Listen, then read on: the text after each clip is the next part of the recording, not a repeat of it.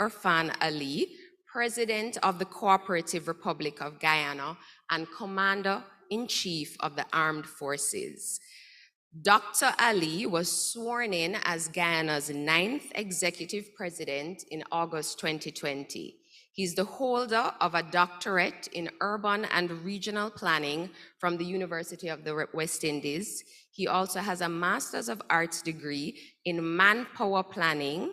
He has a postgraduate diploma in international business, a postgraduate certificate in finance from Anglia Ruskin University, a bachelor's in business management from University of Sunderland, and he also has an LLM degree in international commercial law from the University of Salford.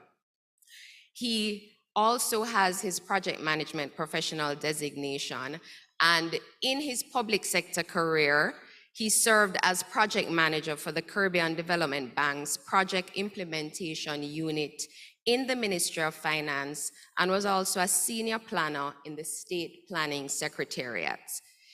Dr. Ali became a member of the National Assembly of Guyana in 2006 and was subsequently appointed as the Minister of Housing and Water and Minister of Tourism, Industry and Commerce. In the National Assembly, Dr. Ali was a leading spokesperson on the economy and finance. Dr. Ali also served on several select committees and was the chairman of the Public Accounts Committee, as well as co-chair of the Economic Services Committee. There is also a lot more about Dr. Ali in your program, so you can read more on him. Now, unfortunately, Dr. Ali was not, President Ali was not able to make it physically, but thanks to technology, he's here with us online. And so I ask you to give a warm welcome to President Ali. We'll take some questions after, so start writing them down. Thank you very much for your very kind introduction.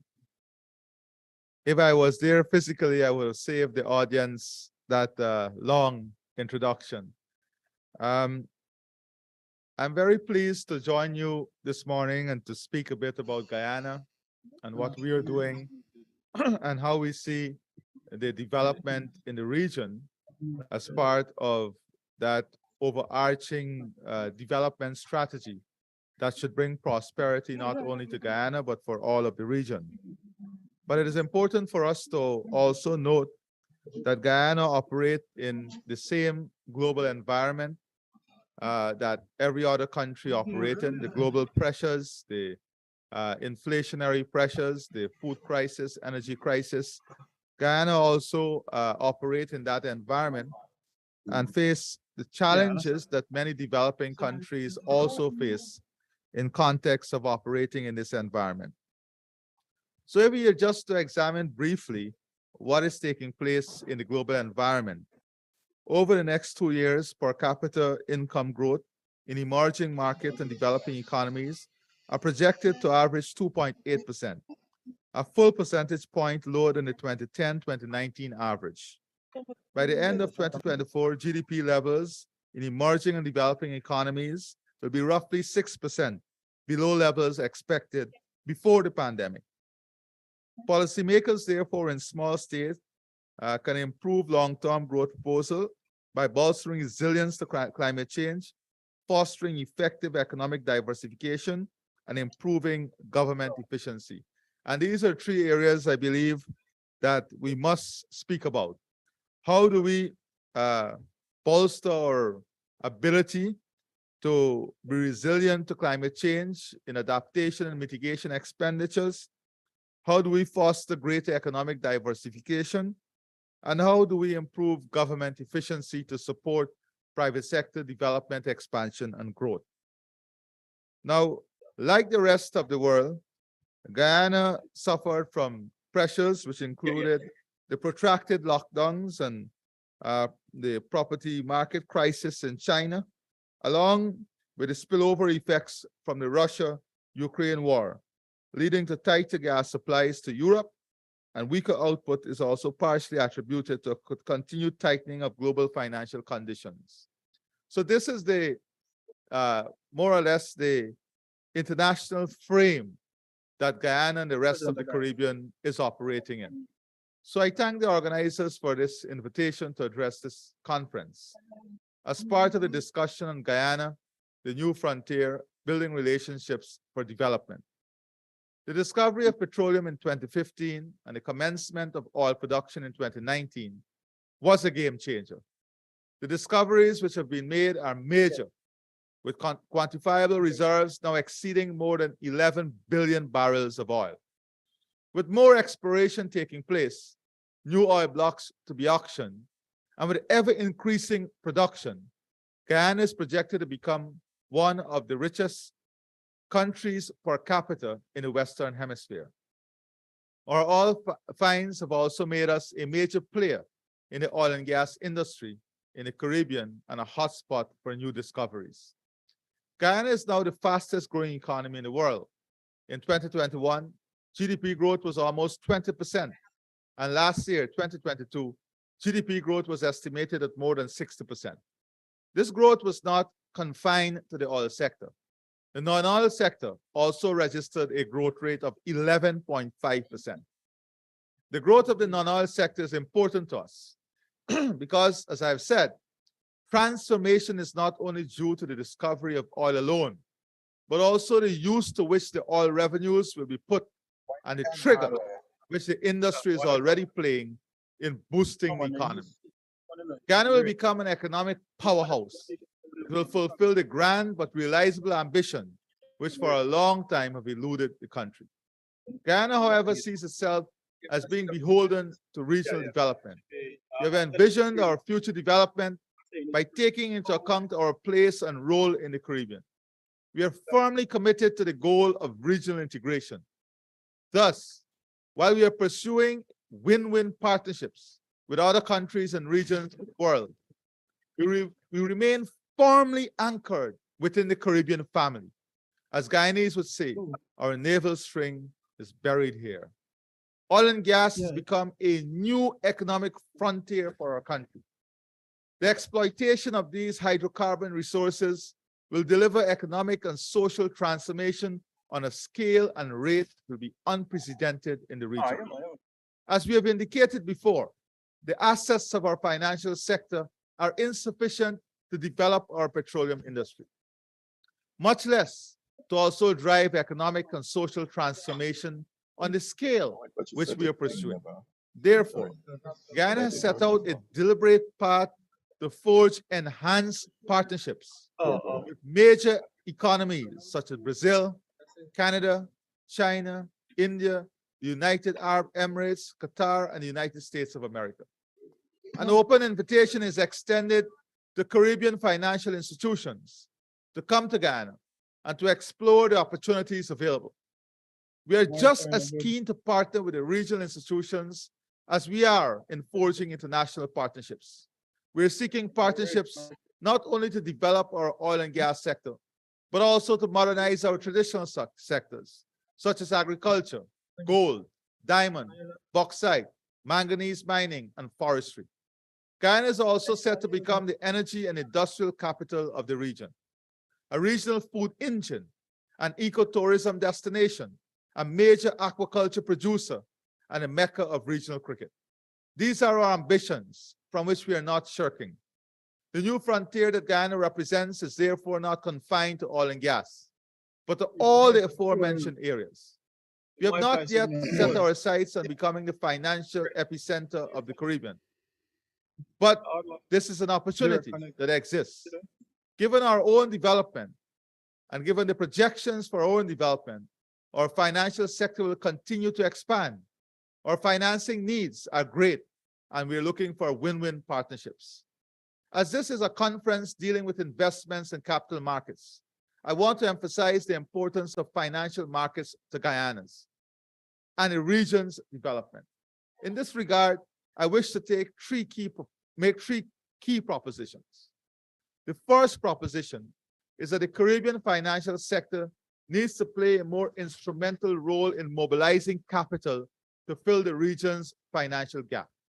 Just over a week ago, the president of the Caribbean Development Bank observed that gross financial needs of the Caribbean in 2020 was in excess of US $10 billion. The challenges facing our financial system in the Caribbean is whether it can rise to the occasion of mobilizing the capital requirement for financing regional development.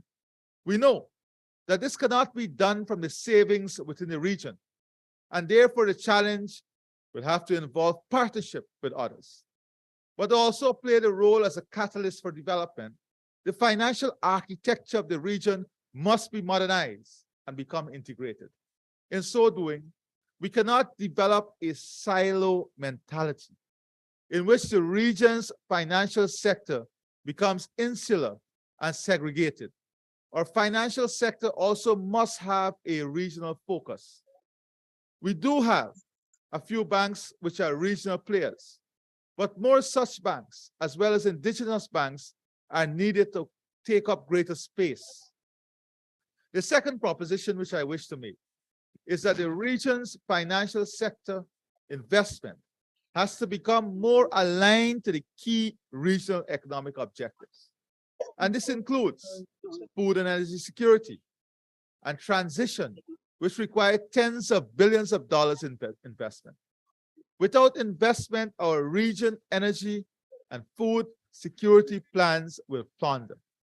The region's financial system, therefore, must take account of the development plans of the region. And I think the regional financial system also must be able to proactively respond to the needs of the region. And we cannot do so without combining our efforts. Two quick examples is how do we fix the transport and logistics problem in the region? How do we develop a financial model and a creative vehicle to raise the capital that we can demonstrate a feasible way in which we can fix the transport and logistics problems in the region? This is the greatest hindrance to regional development. But the private sector, through the financial system and mechanism, has this great opportunity of coming up with a model through a consortium type of delivery, a model that is built around many different countries, but one that proposes a singular solution. This is just an example of a low-hanging fruit that exists. The third proposition involves a word of caution. Financial markets are not without risk. The deeper the region becomes integrated into the global financial markets, the higher the risk of global problems. This is a lasting lesson of the global financial crisis of 2008. Securities and capital markets need strong regulation and oversight in order to protect investors. Experiences around the world forewarn us that the need for strong regulation, due diligence, and oversight of financial institutions is critical. In our quest to deepen our financial sector, the region has to be prudent and avoid exposing our investors and depositors to extreme risk of implosion by financial institutions. Guyana has been careful with the management of its financial sector. A short while ago, we came in for some criticism for denying the bond of a certain financial institution by a major regional bank. But we are mindful of the risk involved in allowing any one institution to have an inordinately larger share of the sector, which can expose us to risk. The diversity and spread of risk have always acted as insurance to protect investors. So the regional context of our financial system and how Guyana sees itself operating within that system is an important issue that I think this conference should pay attention to and address. Coming back to Guyana specifically, I want to say that the opportunities in Guyana are far beyond oil and gas. In 2 years, we'll be able to cut our energy consumption by 50%. Cutting our energy consumption by 50% will now place Guyana in a very, very competitive environment for manufacturing and industrial development. Already, we are marketing Guyana as the premier destination for industrial and manufacturing expansion and development. Now, in order for this to occur, we also have to pay attention to the technical training and skill development of our human resources. That is why we are now developing a state-of-the-art, world-class technical education center in one of the regions of Guyana, an investment of more than 100 million US dollars that will not only serve to develop the skill and the skill set that is required for the oil and gas sector, but it will also develop the skill set for every other sector. The building of a new hospitality institute in Guyana that would create the opportunity to train more than 6,000 Guyanese who will be needed by 2025 for the more than 9 new hotels that are coming on stream by 2025. This is an important investment for us, transforming the educational sector to become a major educational provider hub that can earn foreign currency. The transformation of our healthcare sector to make it a regional health hub for health tourism, health services, earning foreign currency, promoting private sector investment. These are two planks in which the future economy will also be built. To achieve this, we are currently building 4 level 5 hospitals. We are also building 6 new regional hospitals. And we have 4 specialty hospitals that are under construction at various stages by the private sector to provide world-class healthcare service. And our entire healthcare system will be built on a technological platform supported by Mount Sinai to ensure that there is quality, to ensure that our systems are operating at the highest international standard, and the creation of a health information system, a patient management information system that is up to speed with the realities of the world. Then we have the other major crisis that faces the world. That is the food crisis and faces the region.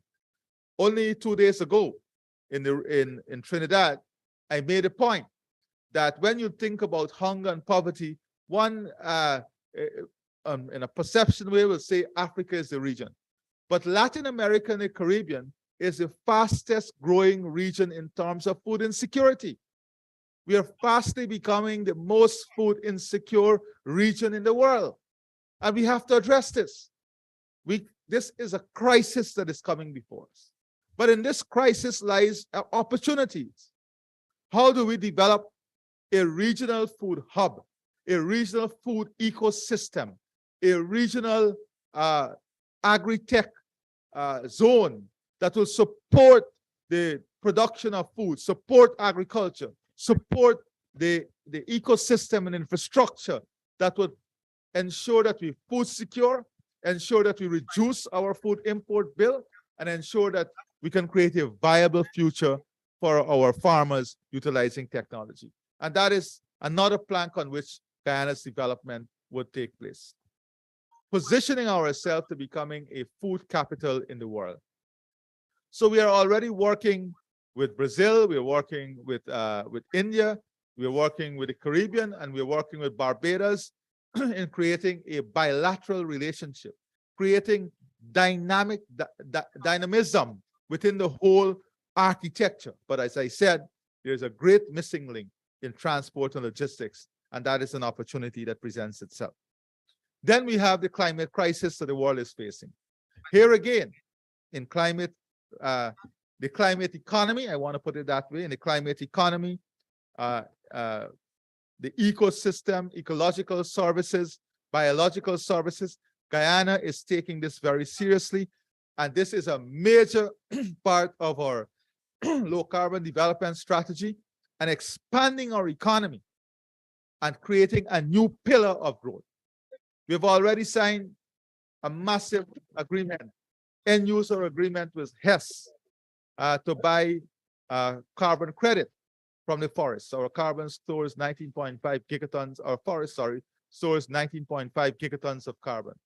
That agreement is worth hundreds of millions of US dollars, and it's only 30% of the carbon from the forest. We still have 70% to be traded on the market, and we are working now with many bilateral and multilateral partners on examining different proposals that are coming our way.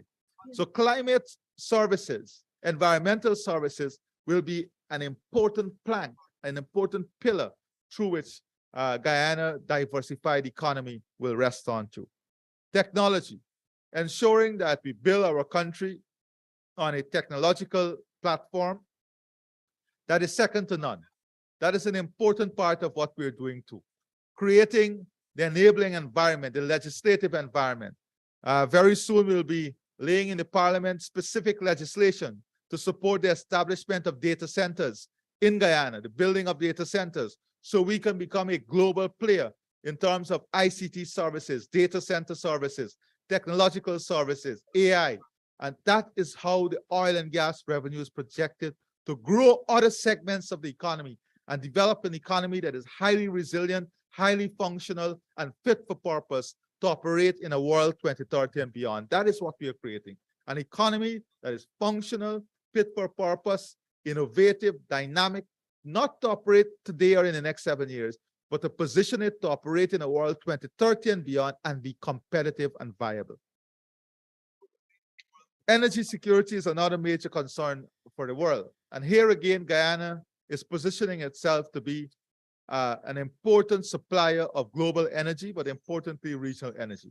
With our natural gas capacity, our hydroelectric capacity, our fossil fuel, these are all part of an integrated whole. We are also moving aggressively on renewable. And renewable is an important part of our energy transition itself. So Guyana is positioning our energy sector to be a part of the regional and global energy supply chain, especially taking into consideration that we are part of the Guyana Shield and the opportunities that exist for us with our partner large markets like Northern Brazil connecting into Suriname, moving up to French Guyana, then connecting back into the rest of the region. So these are massive transformational opportunities with a regional context. I just wanted to focus on a few areas in our economic diversification plan that involves the region and to bring that to the attention of this wonderful conference. I'm sure that the room, and I know that the room is filled with experts and people who would find this very interesting and who may have questions. So, and I do not like to make a presentation without allowing for questions. So before that, in closing, I wish to once again invite the Caribbean financial sector to become more involved in financing regional development. But again, I repeat that partnerships are important, that investments must be aligned increasingly with regional priorities, and that strong regulation and oversight are indispensable to protecting our financial system. I thank you, and I now invite any questions or comments or suggestions or ideas that you may have and want to share. Thank you very much.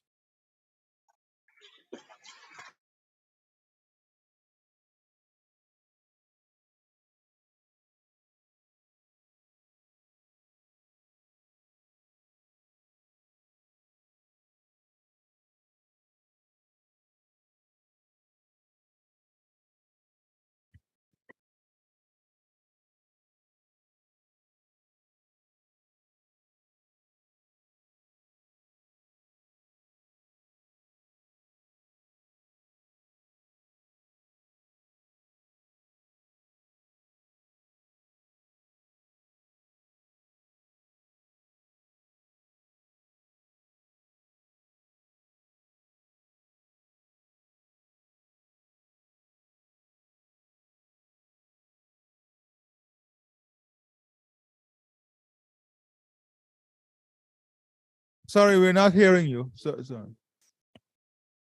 Your microphone is off. We're not hearing you.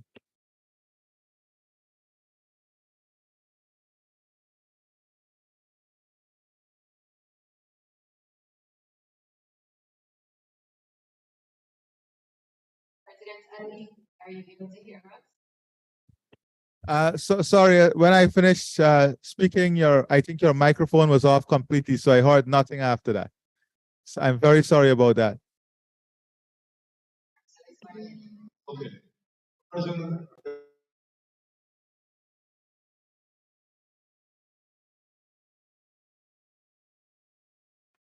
your initiative to reach out to the rest of the Caribbean is really productive and helpful. So I'm glad you and he were here.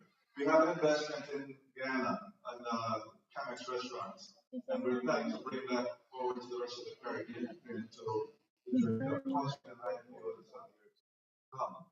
One of our targets, though, is to try to get a continued growth in staffing that has been powering Camex over the last few years. It's very difficult to access the kind of talent that we have been accessing in order to keep that growth going. So I'd like to hear if you can explore 2 points: the local training of staff and how we can get access to more of the that we've been accessing in Ghana. No, I'm sorry. Sorry to stop you, but really, I'm not hearing anything. I don't know if you're close enough to the mic or something. Yeah.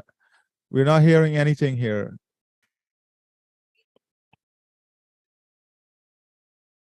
Can you hear me now?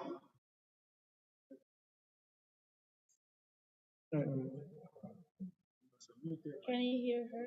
Are you hearing me now? President Ali, are you able to hear me? We are. I just heard. I just heard a little bit, but very low. I don't know if you, can you hold the mic? Maybe I don't know if you're too far away from the mic. Yes, I think so. President Ali, you can hear me? Yes, I can hear you. Yes.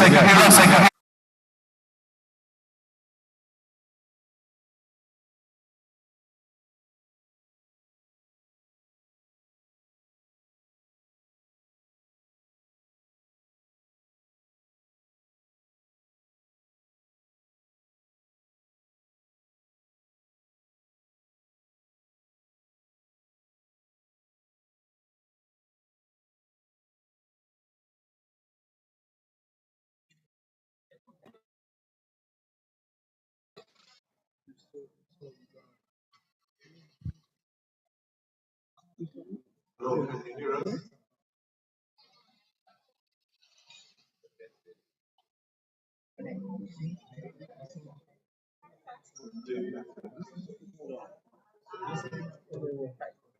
Our side, are you able to perhaps type a question in the chat for President Ali? Since we can hear you, you can respond. Yes, all the time. And the last part of the question is the guys and dancers is very well talented and strong. We've seen some very impressive dynamics in the diaspora. What type of initiatives are you undertaking to try to engage with them, either where they are or to get them back into them?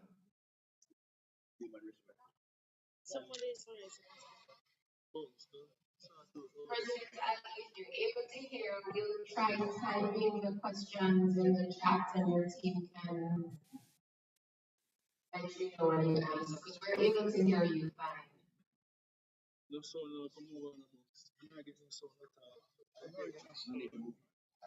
can go next, but let's see if he is seeing. No, I'm not able to get those. I'm listening way too fast.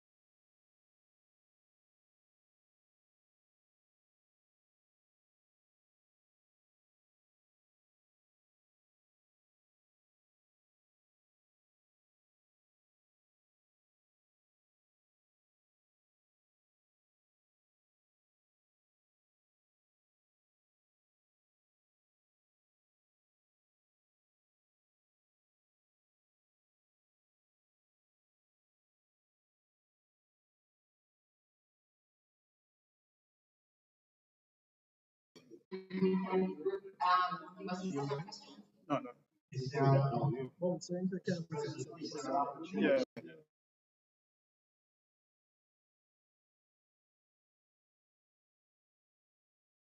Okay, thank you.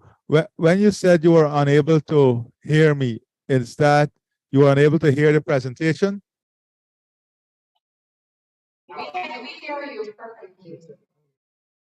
Okay, so this is an important question. So the rate and pace of development that we are undergoing right now and the diversified nature of the development brings a great challenge in terms of the supply of labor, one, and the type of skill set that is required to take the country forward. So we have to address this in two ways. In the short term, we have to import the skills that we don't have to achieve the targets and the plans that we're setting ourselves.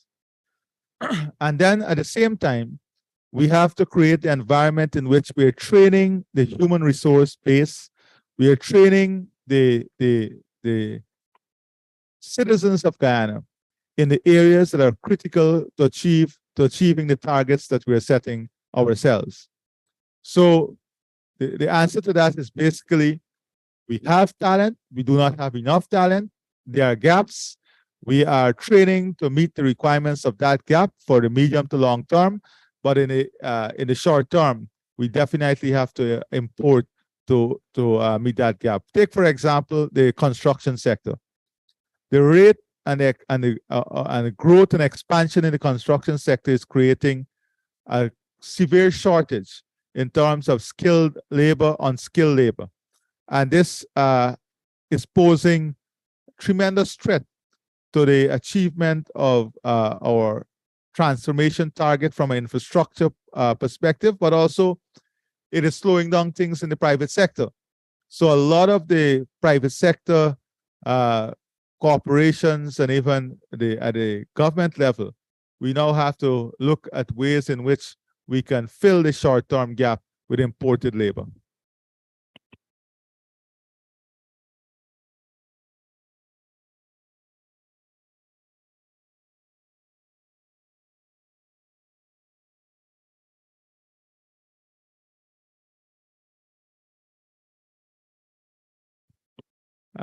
Did you hear me?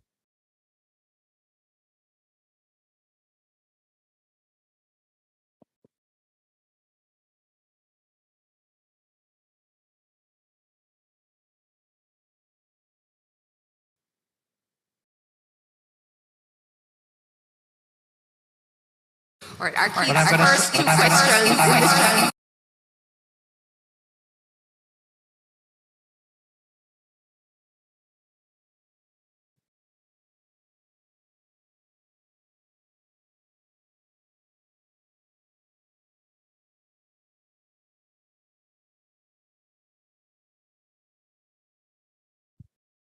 I don't know if you heard me, but we're not hearing anything on this side. Maybe what you can do is to get all the questions together, so we don't delay your program, and then I will try to step out back from my meetings to address those questions for you guys. Is that okay?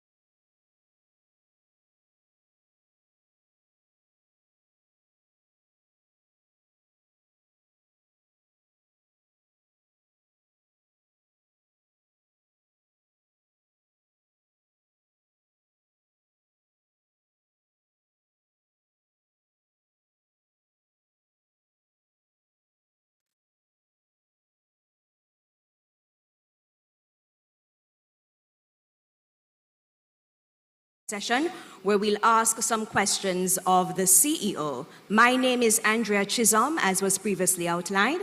And I'm Javon Keys, and we're looking forward to the discussions looking at the outlook for 2023 and beyond, and so much more we hope to come out of this discussion. Now, our CEOs this morning are Ms. Joanna Banks, CEO of Panjam Investments. Please make her welcome as she comes.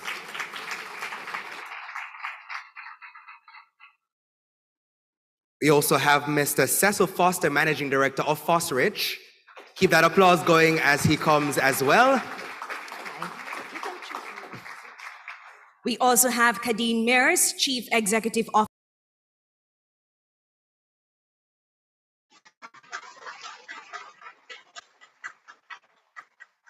and Gervais Warner, President and Group CEO of the Massey Group of Companies.